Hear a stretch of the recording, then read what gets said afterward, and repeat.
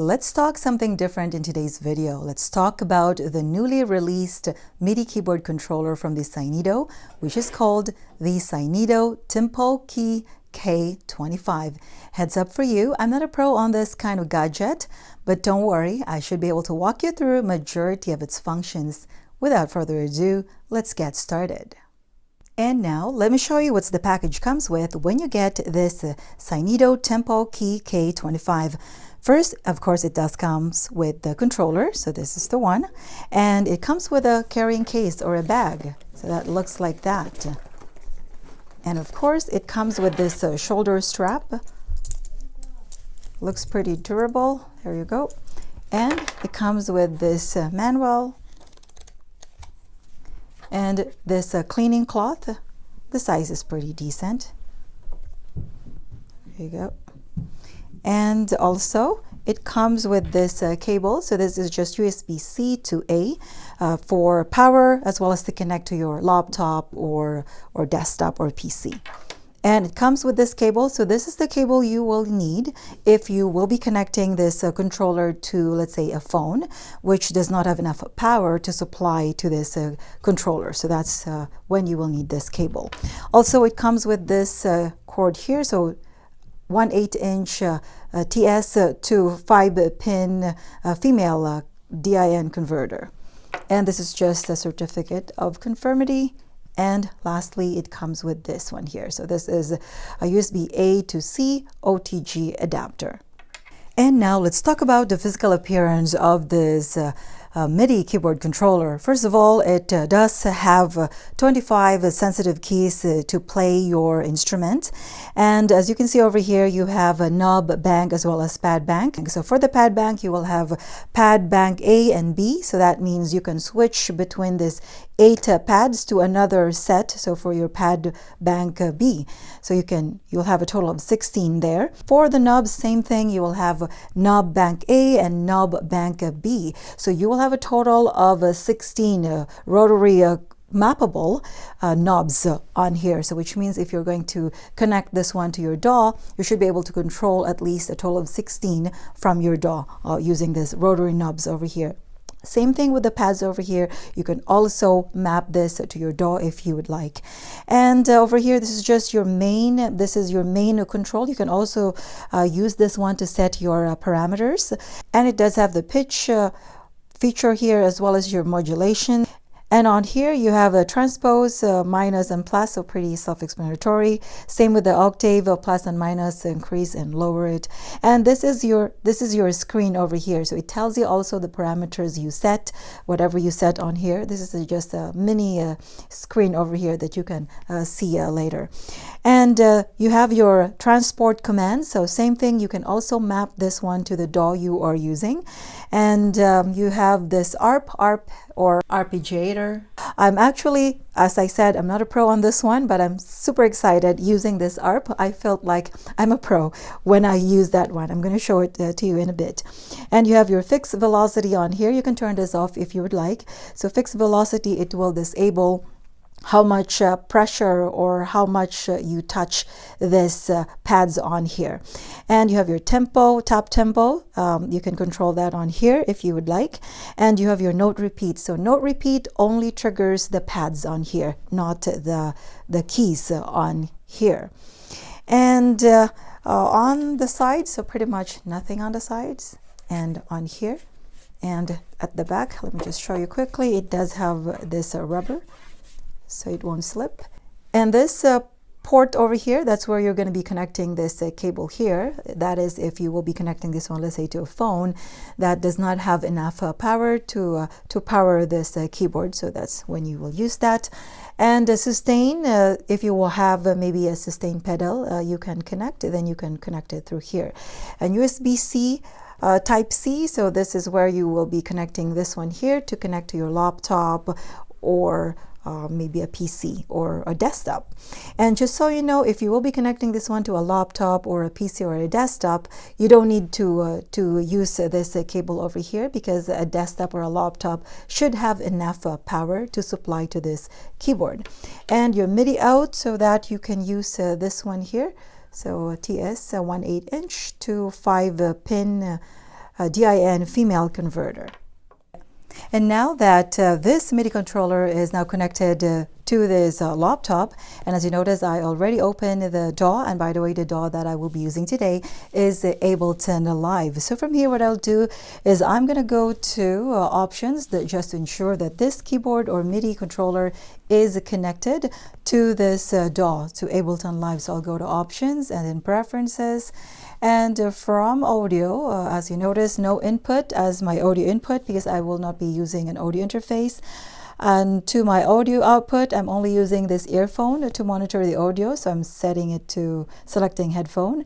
And MIDI tempo, as you notice over here, it did read this keyboard mini controller, keyboard controller. So you should be able to see it at the bottom here, Synido in and out. So just make sure that you can see them both over there. And then track and remote, make sure those two are both a check mark. Okay, so from here, let's get out from here. Normally you'll have 4 tracks on here, so I'm just going to remove or delete the audio because we'll not be using them. So I'm just going to leave those 2 tracks, MIDI tracks. And from here, if you press anything here, you will not be able to hear any sounds or notes. That is because we have to do something. So from here, we can use sounds, drums, or instruments. So it's all up to you. Maybe I'm going to use drums, and I'm going to select one from here. I'll set maybe, there's quite a few options here, as you can see. So from here, I'm just going to set this one. You can either drag and drop this one to either of these MIDI tracks, or you can just simply double tap. So double tap, it should be added. So now it's over here, and now I can hear it. Okay, so let's do that. And now from here, so as I showed you earlier, you will have this 8 pads on here, and you have this pad bank. So right now it's currently, it shows you here pad bank A. So if I'm going to tap this one, there you go. So it's showing those 8 pads at the bottom. And if I'm going to change this to pad bank B, so it says pad bank B over here. So I'll tap it again, so it gives us a different sounds. And you will notice also on this Ableton Live, so the pad bank B are the 8 pads on top of the 8 pads here at the bottom. So again, pad bank A, normally the 8 pads here at the bottom, and then the pad bank B are the 8 pads here on top. You can actually customize them as you like. Okay, so maybe I'm going to go back to pad bank A. There you go. Okay, and now maybe let's add another track, MIDI tracks. Maybe let's go to maybe sounds, and then let's add synth keys. Maybe let's select this one. So again, you can just drag and drop. So drop it over here, track number 1, and again, make sure it's ARM. So that one has to be highlighted, because if this is not highlighted, you won't hear anything. So make sure it's highlighted in red, or they call it armed. Okay, so now we should be able to hear something. There you go. Okay, and from here, I'm going to show you the pitch of features on here. So if you tap, of course, it adds that effects. And modulation, same thing. There you go. You can even use both if you want. Okay, so maybe you can use them as you like. Okay, so now you have a transpose or octave, so pretty much it changes the notes. So let's say here. And then if I'm going to transpose, maybe negative, or to lower it.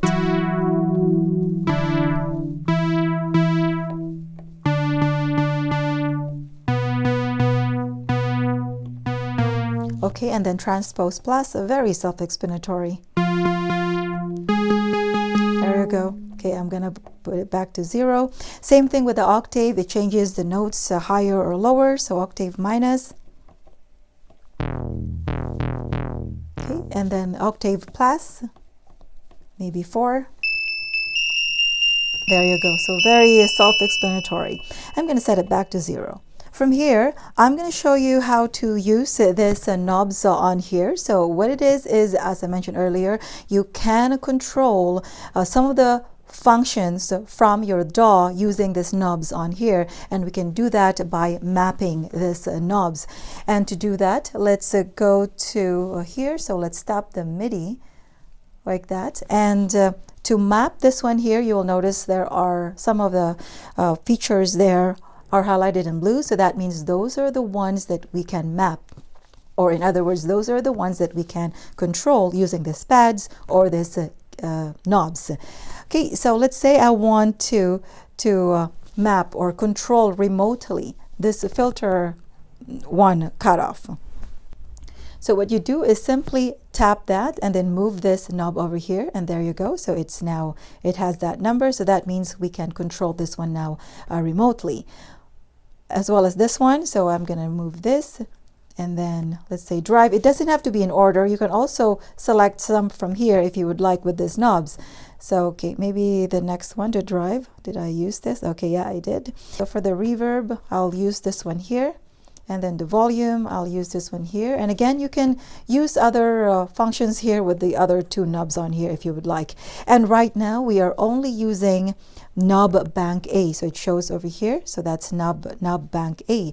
So in other words, if I'm going to get out from here, I should be able to control those ones with this knobs without touching the mouse or this pad over here.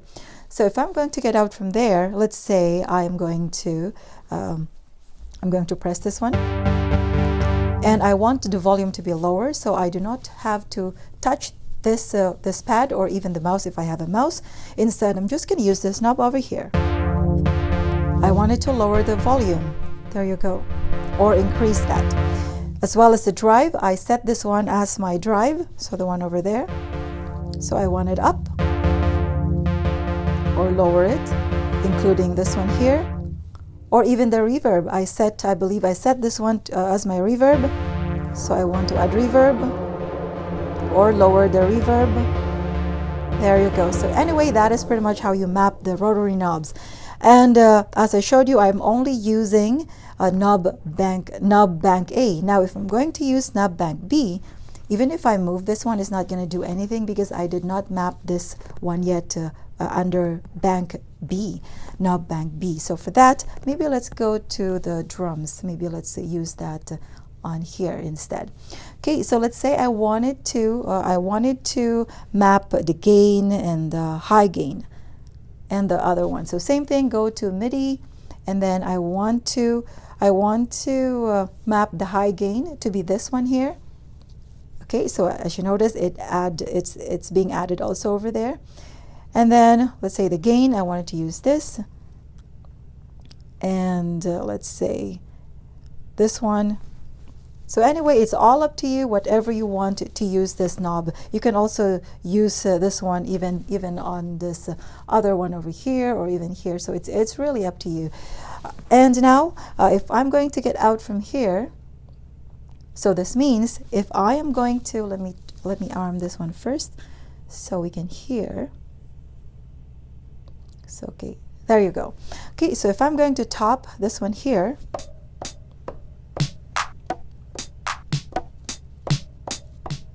okay, so as you recall, I did set this one as my vintage, and then glue, I set that, and then the gain, I set this. Okay, let me top this one. If I wanted to increase my gain, I'm just gonna move this one. So I don't have to physically touch that one over there. Instead, I'm just gonna move this knob because I did map this one to control that gain there remotely, as well as this high gain. There you go. So anyway, that is pretty much how you map this one here. And as I said, you have knob bank A, so you have a total of 16 rotary knob that you can map, or you can control features from your DAW using these knobs over here. Same thing with this transport command. Let's say we are going to map our record, play and stop. So same thing, let's go here to MIDI, and then tap the record, and then you have to tap this one here as well. And as you notice, it's being added here. So same, let's map also the stop. So the stop over here, now it's being added. And then the play, so play. There you go, so it's now mapped. So we don't have to physically tap those functions there. Instead, we can use this one here. Okay, so maybe let's get out from there and let me give you a quick sample. So maybe let's go back to here. Okay, so from here, if I'm going to play something and I wanted to record that, so I don't have to tap this one here, I'm just going to tap this one here instead. Okay, tap that, and then record.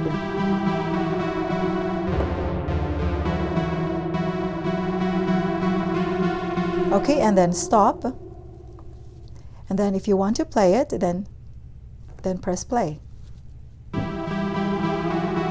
Okay, and if you want to stop it, then stop. There you go. So that is pretty much how you map this transport commands on here. And the note repeat, as I mentioned earlier, it triggers the pads over here. So let's say I'm going to tap this one right now. Okay, so as you notice, the sound is different because this is the sound and under this one here. Okay, if I have to select this one here, for the drums, so it has a better sounds. Okay, there you go. And if I'm going to turn on the repeat or enable the repeat, so if I'm going to press and hold it, it's not going to do anything. It's not going to repeat that sounds.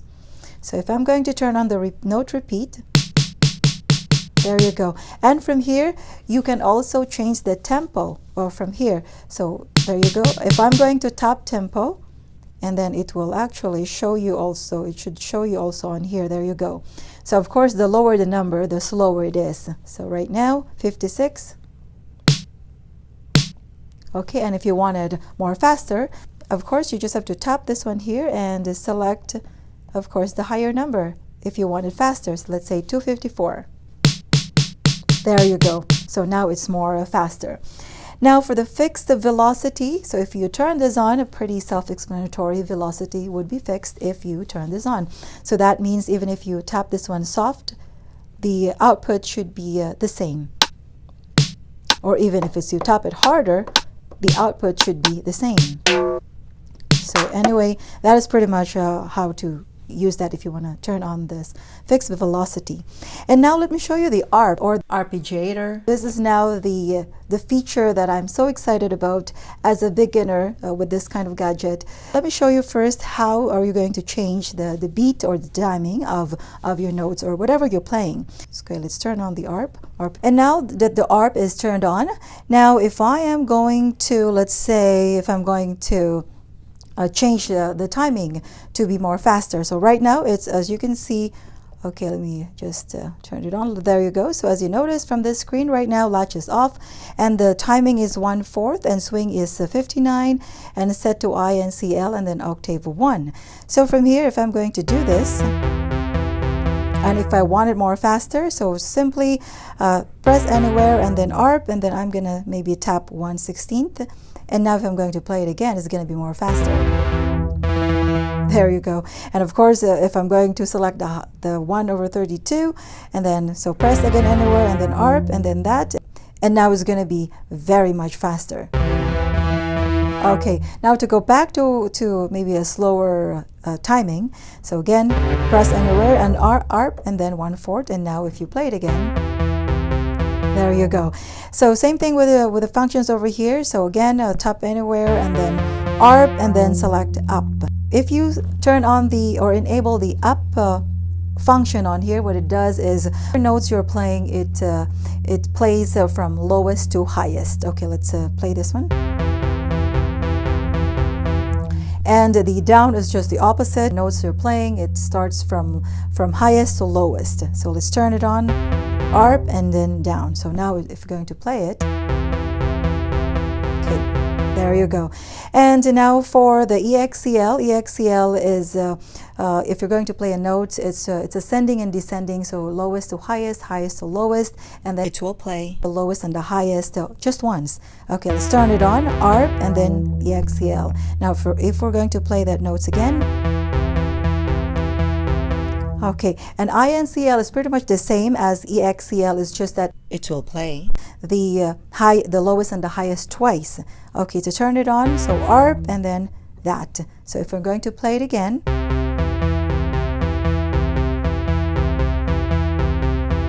there you go. Okay, and over here, Octave, you have 4 octave here. So as you notice, it's currently set to octave number 1. If you want to change that, so right now,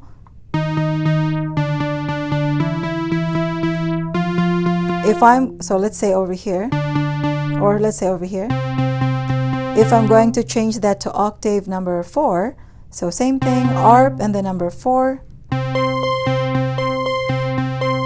so it changes the tone. So same thing if I'm going to maybe select octave number 2, and then ARP, octave number 2, and then it changes here as you can see. So it changes the tone. Now if you want to set your swing to maybe something else, let's say 61, as you notice it's currently set to 59. And for that, so same process, press anywhere here, ARP, and then 61. And now it will change to 61. And now if you want to change it to 64, so same process, press anywhere, ARP, and then 64, and now it changes to 64.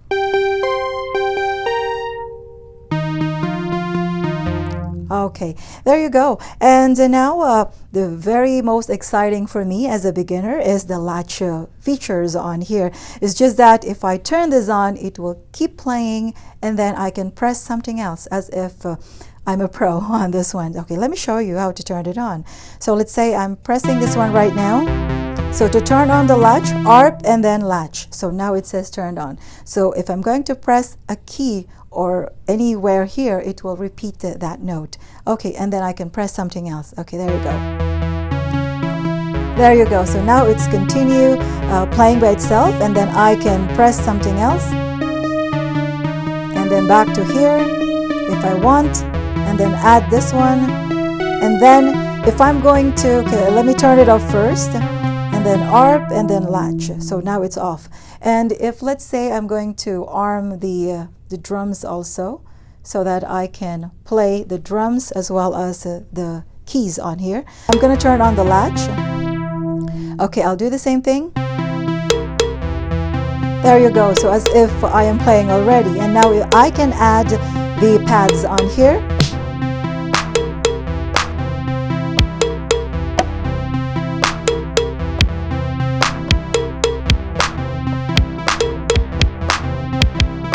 There you go. And then you can play also over here if you would like.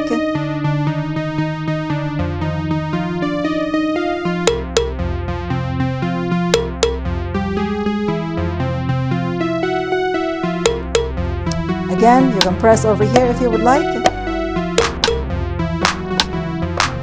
Okay, so again to turn it off, so ARP and then latch. There you go. And now it's off. I think for me it's kind of fun, even if I do not know how to play a keyboard. It made me feel happy already that I can hear something, and it made me feel like I'm a pro using this ARP feature on here and turning on, of course, the latch over here. And that is all I can share for today. I hope this video gives you now an idea as to the functions of this kind of MIDI keyboard controller, which is the Synido TempoKEY K25.